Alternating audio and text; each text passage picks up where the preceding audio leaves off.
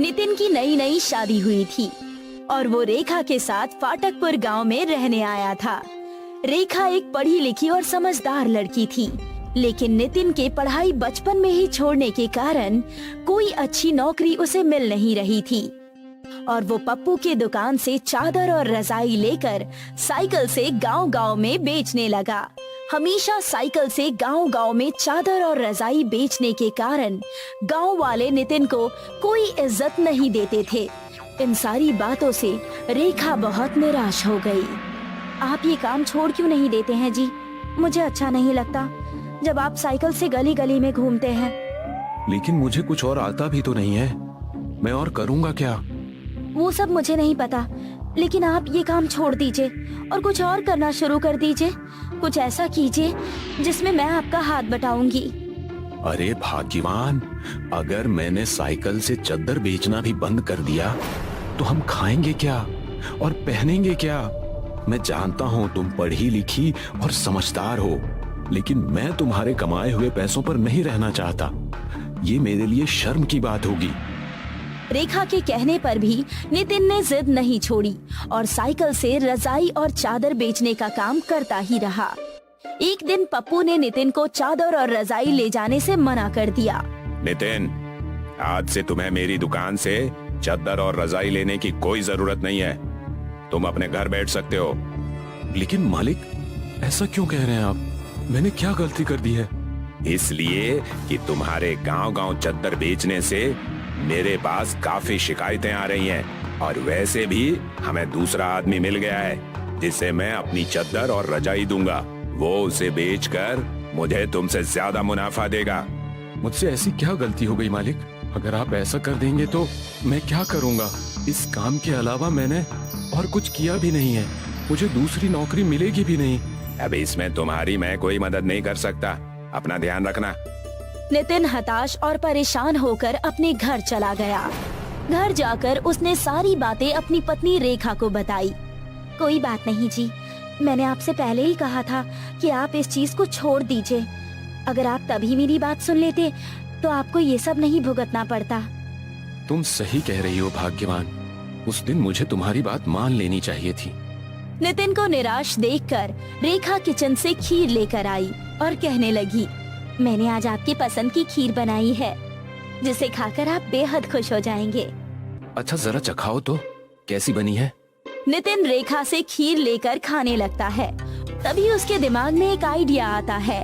वो खीर का व्यापार करने की सोचता है। अरे भाग्यवान, एक बात कहूँ, क्यों ना हम खीर का व्यापार करें? तुम इतना अच्छा खीर बनाती हो, हम इस बात का फायदा उठाएं। बस इसके लिए हमें कुछ पैसों की जरूरत होगी, लेकिन हम कमाई अच्छी करेंगे। आपने तो मेरे मन की बात कह दी जी। मैं कब से चाहती थी कि हम दोनों मिलकर कुछ करें। कुछ पैसे हैं हमारे पास जिससे हम ये व्यापार शुरू कर सकते हैं। हम कल से ही खीर बनाकर बेचना शुरू कर देंगे। और अगले ही दिन नितिन और रेखा ने खीर की दुकान खोल दी। पहले ही दिन उनकी बिक्री बहुत अच्छी हुई। लोग जी भर कर खीर खाते और नितिन को मुनाफा भी होने लगा। हमारी तरकीब काम कर गई लगता है। मैंने जीवन में पहली बार खुद से कुछ करने की कोशिश की और सफल हो गया। भगवान करे कि ऐसे ही हमारा मुनाफा बढ़ता रहे। आखिर आपके साथ मैं जो हूँ। चलिए अब आप दूध लेकर आइए, हमें कल की दुकान के लिए सामान भी खरीदना है। नितिन दूध लाने रमेश की दुकान पर जाता है। रमेश के दूध की दुकान पर जाते ही वो देखता है कि वहाँ पर उसका पुराना मालिक पप्पू भी है, जो रमेश का बहुत अच्छा दोस्त है। अरे नितिन भैया, आओ, बताओ आज कितना दूध चाहिए? जी, मुझे 20 लीटर दूध चाहिए। 20 लीटर दूध? तुमने अब दूध का कारोबार शुरू कर दिया क्या? नहीं रमेश जी, मैं और मेरी पत्नी हम इस दूध का खीर बनाकर बेचते हैं। इतना कहकर नितिन दूध लेकर अपने घर चला गया। लेकिन पप्पू को ये बात हजम नहीं हुई। वो रमेश के साथ मिलकर षड्यंत्र रचने लगा। ये 2 कौड़ी का इंसान आज इतना ताव दे रहा है। कुछ ही दिन पहले मैंने ही इसे नौकरी से निकाला था, आज मेरे सामने इतना ताव दिखाकर चला गया। ये दोनों पति पत्नी मेहनत कर रहे हैं। पहले 5 लीटर दूध के खीर बनाया करते थे, उसके बाद 10 और अब 20। दिन ब दिन मेरे दूध की बिक्री तो अच्छी हो रही है। पप्पू रमेश से नितिन की तारीफ सुनकर जलने लगता है।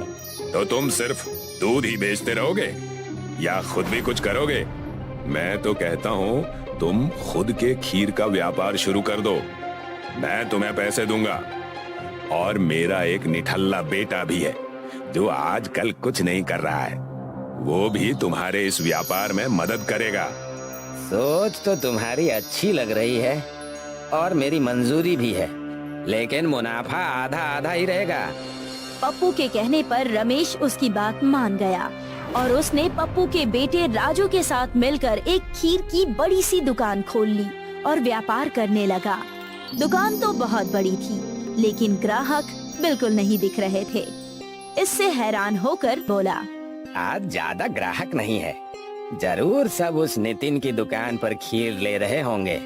हमने तो अब हमारे दूध की दुकान से उसे दूध देना भी बंद कर दिया है, फिर भी उसकी दुकान खूब चल रही है। क्यों न हम गांव भर में अफवाह फैला दें कि नितिन की दुकान के खीर मिलावटी और नकली है। वो नुकसानदायक चीजें खीर में डालकर बेचता है। मानना पड़ेगा, तुम आखिर हो अपने बाप के ही बेटे। कर लो जैसा तुम्हें ठीक लगे। राजू ने ठीक वैसा ही किया। पूरे गांव में अपने दोस्तों के साथ मिलकर ये अफवाह फैला दी कि नितिन के दुकान की खीर मिलावटी है। पूरे गांव में नितिन के दुकान की ये बात आग की तरह फैल गई। लोगों ने नितिन के दुकान पर आना बंद कर दिया। इस बात से फिर से नितिन परेशान हो गया। ये जरूर उस पप्पू और उसके बेटे राजू की चाल है और इनका साथ रमेश भाई भी दे रहे हैं, क्योंकि उन्हें इनसे मुनाफा हो रहा है। हमारे ग्राहक हमसे छिन गए हैं जी। पता नहीं ये अफवाह हमारे बारे में कौन फैला रहा है। मेरे पास एक तरकीब है, क्यों ना हम गांव भर में प्रचार करें कि हम मिट्टी की खीर बना रहे हैं। मिट्टी की खीर? ये क्या है? मैं समझाती हूँ। लोगों को लग रहा है कि हम मिलावट कर रहे हैं। हम जोरों शोरों से अपने मिट्टी के खीर की विज्ञापन करेंगे और हर जगह पोस्टर और प्रचार करवाएंगे और मिट्टी के बर्तन में उन्हें सामने खीर बनाकर दिखाएंगे। इससे हमारा प्रचार भी हो जाएगा और हमारी दुकान भी चल जाएगी। तो देर किस बात की? मैं अभी से ही इसकी सारी व्यवस्था करना शुरू कर देता हूँ। रेखा के ऐसा कहने के मुताबिक नितिन ने पूरे गांव में प्रचार किया। मिट्टी के खीर की चर्चा पूरे गांव में होने लगी। लोग मिट्टी का खीर देखने के लिए दूर दूर से आने लगे। जब लोगों ने मिट्टी के खीर को देखा तो लोग दंग रह गए और नितिन के दुकान से खीर लेकर खाने लगे। लोगों को इतने चाव से खीर खाते हुए देख रेखा ने कहा, इस खीर में मिट्टी के सारे गुण हैं। ये खीर हमारे शरीर के लिए बहुत ही पौष्टिक है और हमें ताकत भी देता है और साथ ही साथ कैल्शियम, विटामिन सब दे देता है। जाने मन, आखिर तुम्हारी समझदारी काम आ ही गई। क्या आप भी? रेखा और नितिन का व्यापार पहले से 2 गुना बढ़ गया और रमेश को इसी वजह से अपनी दुकान बंद करनी पड़ गई। पप्पू और उसका बेटा राजू मानो हंसना भूल ही गए और इधर नितिन और रेखा दोनों पति पत्नी खुशी खुशी रहने लगे।